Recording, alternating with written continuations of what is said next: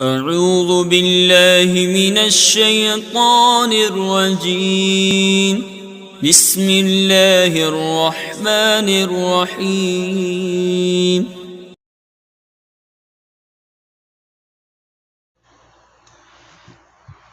بسم اللہ الرحمن الرحیم۔ میں مجاہد حسین رضوی، استاذ دارالعلوم غریب نواز الہ آباد، درجہ رابعہ کے متعلمین سے مخاطب ہوں اور شرح جامی بحث اسم کا درس دینے جا رہا ہوں۔ اسم کے بعض خواص کا تذکرہ چل رہا ہے۔ سب سے پہلا خاصہ لام تعریف کا دخول ہے۔ اس کے تعلق سے کچھ تفصیلات آپ نے کل پڑھی تھی۔ آج کے سبق میں شارح یہ بتانا چاہتے ہیں کہ آخر لام تعریف کا دخول اسم کا خاصہ کیوں ہے، یعنی یہ صرف اسم پر کیوں داخل ہوتا ہے، فعل اور حرف پر کیوں داخل نہیں ہوتا۔ کہتے ہیں وَإِنَّمَا اخْتُصَّ دخول الجر بالاسم، جزی نیست کے جر کا دخول اسم کا خاصہ ہے، وہ اس لیے کہ وہ حرف جر کا اثر ہوتا ہے۔ حرف جر کا اثر ہوتا ہے، یعنی مؤثر حرف جر ہے اور اثر جر ہے، تو جر جہاں پایا جائے گا حرف جر ضرور پایا جائے گا۔ ہاں، یہ ہو سکتا ہے کہ کہیں لفظاً پایا جائے، جیسے بررتو بزیدن میں، یا کہیں تقدیراً پایا جائے، جیسے مضاف الیہ اضافت معنویہ میں جو مضاف الیہ ہوتا ہے وہاں، جیسے غلام و زیدن میں کہ اصل میں غلام لزیدن ہے۔ تو جب جر حرف جر کا اثر ہے تو یہ جر وہیں پایا جائے گا جہاں حرف جر پایا جائے، اور چونکہ حرف جر یہ اسم کا خاصہ اس لیے ہے کہ اس کا کام فعل یا معنی فعل کو کھینچ کر اسم تک پہنچا دینا ہے، تو ظاہر ہے وہ اسم ہی پہ داخل ہوگا۔ تو جب اسم ہی پہ حرف جر داخل ہوگا تو اس کا اثر جو جر ہے وہ بھی اسم ہی پر آئے گا۔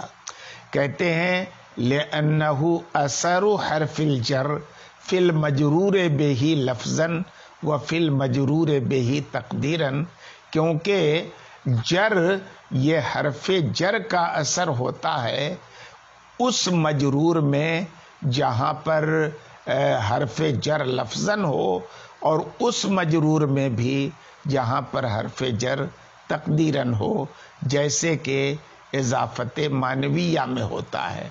اضافت معنویہ کی مثال غلام و زیدن، کہ یہاں پر اصل میں غلام لزیدن ہے اور زید حرف جر تقدیری کی بنیاد پر مجرور ہے، اور لفظاً میں جیسے بررتو بزیدن کہ یہاں پر زید اس حرف جر کے لیے ذریعے مجرور ہے جو لفظ میں موجود ہے۔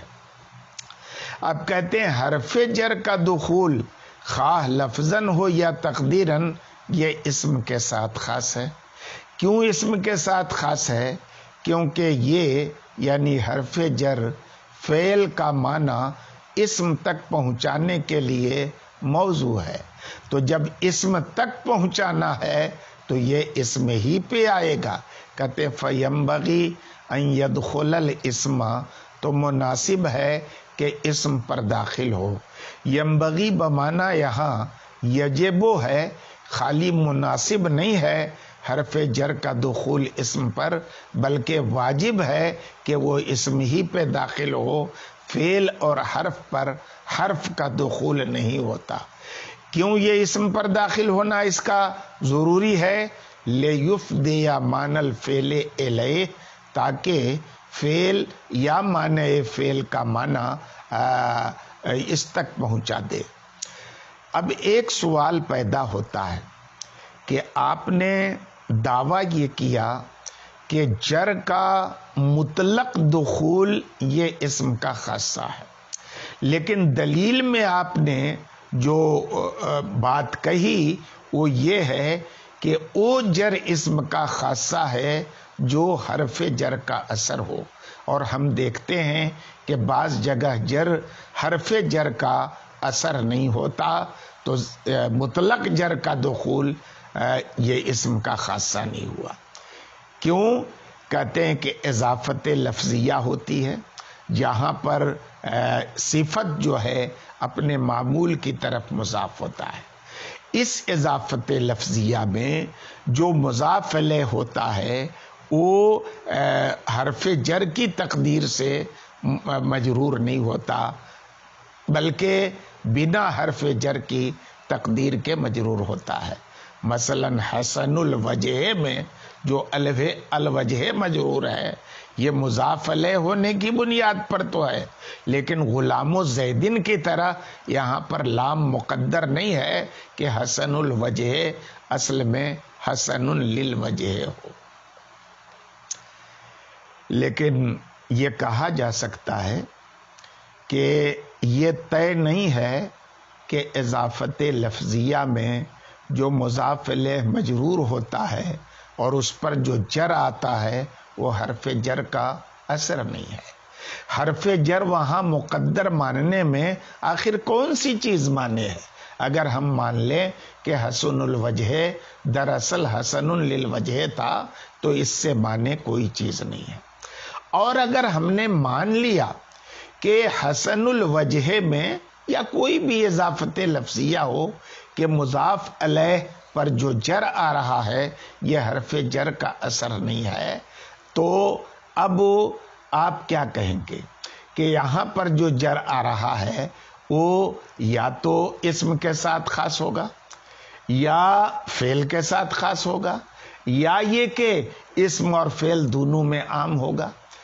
یہ کوئی اگر آپ یہ مانتے ہیں کہ یہ حرف جر کی تقدیر کے ساتھ مجرور ہے تو میرا مدعا ثابت ہو گیا کہ مطلق جر اسم کا خاصہ ہے، اور اگر مانتے ہیں کہ نہیں اس کا جو جر ہے یہ اسم کا خاصہ نہیں ہے بلکہ یہ یا تو فعل کے ساتھ خاص ہے یا فعل اور اسم دونوں میں عام ہے، ان دونوں صورتوں میں فرع کا اصل کے خلاف ہونا لازم آئے گا کہ اصل میں جو جر ہے وہ تو اسم کا خاصہ ہے اور فرع میں جو جر ہے وہ فعل کا خاصہ ہے، تو اسم کی جو ضد ہے اس کا خاصہ بن گیا ای فرع والا جر، یا یہ کہ دونوں میں عام ہو جائے تو ایسی صورت میں اصل جو ہے اصل پر فرع بڑھ جائے گی، اور یہ بھی جائز نہیں ہے کہ فرع اصل سے بڑھ جائے۔ تو اسی لیے جواب دیتے ہوئے کہتے ہیں رہ گئی اضافت لفظیہ، تو یہ اضافت معنویہ کی فرع ہے تو مناسب ہے کہ یہ اصل کے مخالف نہ ہو۔ اصل کے مخالف ہونے کی دو صورتیں ہیں کہ اضافت معنویہ میں جو مضاف الیہ کا جر ہے وہ اسم کے ساتھ خاص ہو، اور اضافت لفظیہ میں اسم کے مخالف یعنی فعل کے ساتھ خاص ہو جائے۔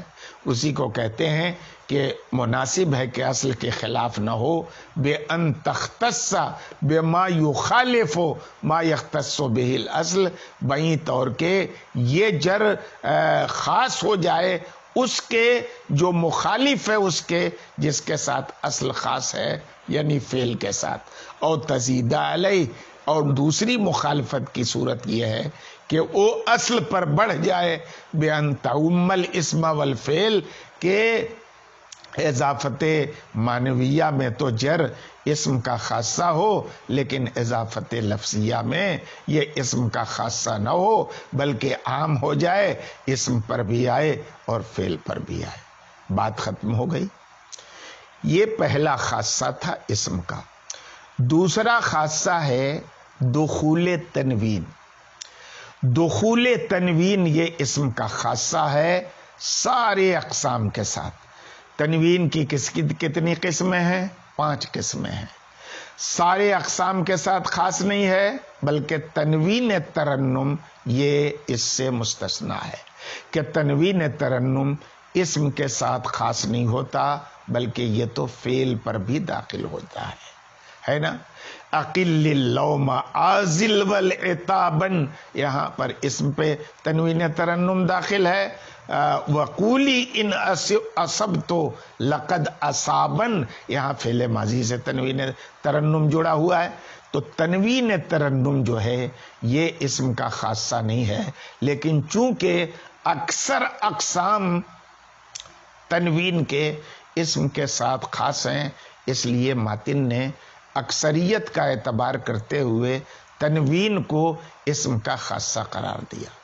کہتے ہیں اور عنقریب کتاب کے اخیر میں انشاءاللہ تعالی تنوین کی تعریف آئے گی، اس کے اقسام کا بیان آئے گا اور ایسے طریقے پر آئے گا کہ تنوین ترنم کو چھوڑ کر تنوین کی باقی قسموں کے اختصاص کی جہت ظاہر ہو جائے گی، اور تنوین ترنم یہ اسم کے ساتھ خاص نہیں ہے اس کی بھی جہت ظاہر ہو جائے گی۔ تنوین کی ایک قسم ہوتی ہے تنوین تنکیر، جو یہ بات بتاتی ہے کہ یہ کلمہ نکرہ ہے، تو ظاہر ہے یہ کہاں آئے گا؟ اسم پر، کیونکہ معرفہ نکرہ فعل نہیں ہوتا، اسم ہی ہوتا ہے۔ تو اس کلمے کو نکرہ بتانے والی تنوین اگر آئے گی تو اسم ہی پر آئے گی۔ اسی طرح سے تنوین کی دوسری قسم ہے تنوین عوض۔ یہ تنوین آتی ہے مضاف کے اوپر، مضاف الیہ کے عوض میں، اور ظاہر ہے مضاف ہونا بھی اسم کا خاصہ ہے۔ آگے آپ تفصیل سے اسے پڑھیں گے تو ظاہر ہے تنوین عوض بھی کہاں آئے گی؟ اسم ہی پر آئے گی۔ ایک تنوین مقابلہ ہے جو جمع مؤنث سالم میں نون جمع مذکر سالم کے مقابلے میں آتی ہے، تو ظاہر ہے یہ بھی اسم کا خاصہ بنے گی، کیونکہ جمع مؤنث سالم یہ اسم کی قسم ہے، بلکہ تثنیہ اور جمع ہونا یہ اسم کا خاصہ ہے۔ فعل تثنیہ اور جمع نہیں ہوتا، حرف بھی تثنیہ اور جمع نہیں ہوتا۔ اچھی بات ہے۔ تو کہتے ہیں کہ ہاں کئی قسمیں ہو گئیں۔ نمبر 1 تنوین تنکیر، تنوین عوض، تنوین مقابلہ، اور ایک اور آتی ہے تنوین صرف۔ تنوین صرف بتاتی ہے کہ یہ اسم غیر منصرف نہیں ہے بلکہ منصرف ہے۔ تو ظاہر ہے منصرف ہونا، غیر منصرف ہونا یہ اسم کا خاصہ ہے۔ فعل منصرف غیر منصرف ہوتا ہی نہیں ہے کہ اسے بتانے کے لیے تنوین صرف فعل پر آئے، تو یہ بھی اسم کا خاصہ ہے۔ یہ ساری باتیں کتاب کے بالکل اخیر میں ہیں اور وہاں تک آپ کی رسائی نہیں ہو سکتی، اس لیے اجمالی طور پر میں نے تنوین کی قسمیں اور وہ قسمیں سب کے سب اسم کے ساتھ خاص کیوں ہیں اس کی اختصار کے ساتھ وجہ بیان کر دی۔ آج کے سبق میں اتنا ہی، باقی خواص کا بیان انشاءاللہ ہم کل کے سبق میں کریں گے۔